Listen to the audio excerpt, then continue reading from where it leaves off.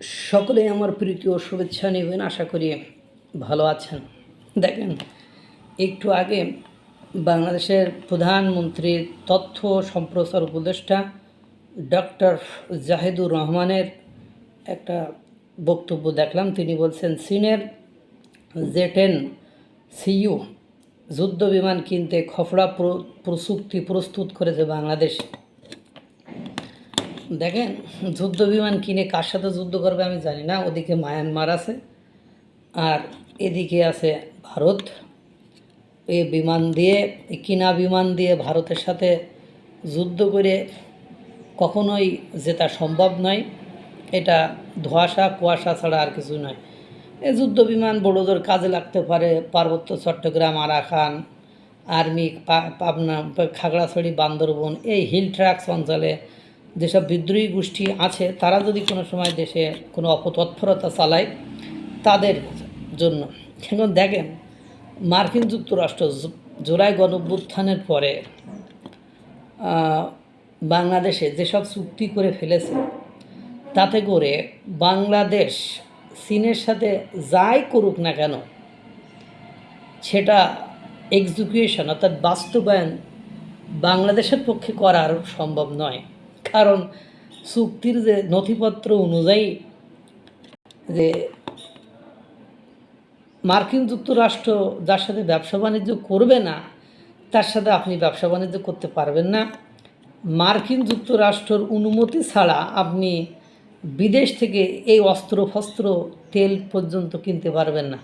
সেটা তো যখন বাংলাদেশে প্রকাট ডিজেল সংকট প্রকাট রূপ ধারণ করেছিল, তখনই আপনারা দেখেছেন বাংলাদেশ থেকে বারবার আপনার রাশিয়া থেকে তেল কেনার জন্য মার্কিন যুক্তরাষ্ট্রের কাছে চিঠি পাঠাতে হয়েছিল। মনে আছে আপনাদের যে রাশিয়া থেকে তেল কিনবে, তার জন্য আপনার চিঠি পাঠাতে হয়েছিল। এবং আর একটা জিনিস আপনারা খেয়াল করেছেন কি না আমার জানা নেই, যখন অন্তর্বর্তীকালীন সরকার এবং অন্তর্বর্তীকালীন সরকার উপদেষ্টা ওই প্যানেলটি ছিল, ডক্টর ইউনূসের সরকার ছিল, তখন 800 কতটি মিটিং করেছে চীন বাংলাদেশে বসে। জামাত ইসলাম, এনসিপি, বিএনপি সহ সরকারি বিভিন্ন মহলে 800 কতটির বেশি তারা মিটিং করেছে বসে বসে। কিন্তু আপনারা একটা জিনিস খেয়াল করেছেন কি না, 12 ফেব্রুয়ারি 2026 নির্বাচনের পরে তাদের এই তৎপরতা আর দেখা যাচ্ছে না। কারণ হলো 9 ফেব্রুয়ারি মার্কিন যুক্তরাষ্ট্র শেষ পেরেক চীনের কপালে ঢুকে দিয়েছে যে চীন যাতে বাংলাদেশে আর কোনো কিছু না করতে পারে। এখন ওই যে মন চিন চিন করে হাই, তুমি দূরে সরে গেলে হাই, এরম একটা কি একটা গান আছে, ওদের অবস্থা ঠিক চীনের ওই রকমই হয়েছে। এরপরে দেখেন, সর্বপ্রথম বাংলাদেশের বর্তমান সময়ের প্রধানমন্ত্রী, মাননীয় প্রধানমন্ত্রী তারেক রহমান মালয়েশিয়া থেকে চীনে গেলেন। মানে চীনেই সফর বলা যেতে পারে। চীন সফর করে কত কিছু আমরা শুনলাম। তিস্তা মহাপ্রকল্পে চীন কখনোই ভারতের অংশগ্রহণ ছাড়া বিনিয়োগ করবে না, এটার ওয়ারেন্টি গ্যারান্টি আছে, কখনোই করবে না। এখন এদিক থেকে দেখেন, ভারত ব্যবসা বাণিজ্য সব কিছুরে একেবারে ফান্টুস করে দিচ্ছে। ওদিক থেকে মার্কিন যুক্তরাষ্ট্র আপনার যাতে অন্য কোনো রাষ্ট্রের সাথে বাংলাদেশ ব্যবসা বাণিজ্য না করতে পারে সেই সিস্টেম করে দিয়েছেন। অর্থাৎ ভারত আর মার্কিন যুক্তরাষ্ট্রের মানে খেলায় এখন বাংলাদেশ।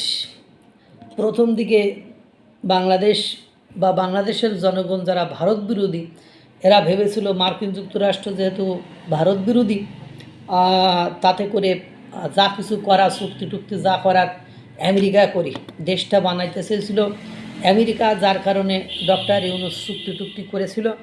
এবং বাংলাদেশের মানুষও আমেরিকার সব সত্য কন্ডিশনটা মেনে নিয়েছিল, কোনো আপত্তি করে নাই। কিন্তু দুর্ভাগ্য হলো সত্য যে দিন শেষে যে দেখা গেল সে আমেরিকা আর হওয়া হলো না। পাকিস্তানের মতো দেউলিয়াত্বের পথে গুটি গুটি পায়ে হেঁটে এগিয়ে যাচ্ছে। এবং এটার জন্য credit goes to the leader of Bangladesh, different types of leader, মানে বিভিন্ন ধরনের নেতা, যে বুজ, পাকিস্তানি বুজ নিয়ে যারা ঘোরে, চাইছিল যে পাকিস্তান হোক, ইসলামিক কান্ট্রি পাকিস্তান হোক। ওরা যেরকম দেউলিয়া বিদ্রোহী গোষ্ঠীতে ভরা, প্রতিনিয়ত মাইর খায়, পুলিশে মাইর খায়, পাক সেনারা মাইর খায়। বাংলাদেশেও ওই কালচার তৈরি হোক, এখানে তৌহিদি জনতা যা খুশি তাই করুক। তা ঠিক সেরকমই চাইছিল। আর ভারতে মার্কিন যুক্তরাষ্ট্র বলছে কিছুদিন ধৈর্য ধারণ করো, তুমি তোমার মতো থাকো, আমি একটু আমার মতো এদিকে শখটা ঠিকঠাক করে হালুয়া টাইট করে নিয়ে তারপরে যাই বলে। ঠিকই শখটা চুক্তি টুক্তি সিগনেচার সব কিছু করে পরিবেশ যখন সব দরজা মানে মার্কিন যুক্তরাষ্ট্র বন্ধ করে দিচ্ছে যে তুমি আমার অনুমতি ছাড়া কিছুই করতে পারবো না, সব দরজা, চীনের দরজা, রাশিয়ার দরজা, সব দরজা বন্ধ করে দিয়ে চুক্তি করে এবার সার্জিও গোরের বাংলাদেশ থেকে ঘুরাই নিয়ে যে সার্জিও গোর এখন কি ডায়লগ দেয়, যে সার্জিও গোর বলে বিশ্বের নিরাপত্তা ব্যবস্থার জন্য ভারতকে আমরা সহযোগী হিসাবে রাখতে চাই, ওই মহাকাশে কি পাঠাবে সে জায়গায় রাখতে চাই।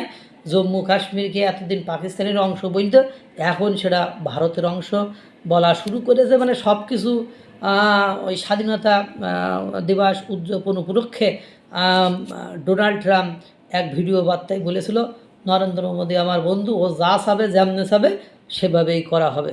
বাস্তবতা এখন ওই জায়গায় যে আটকায় গেছে।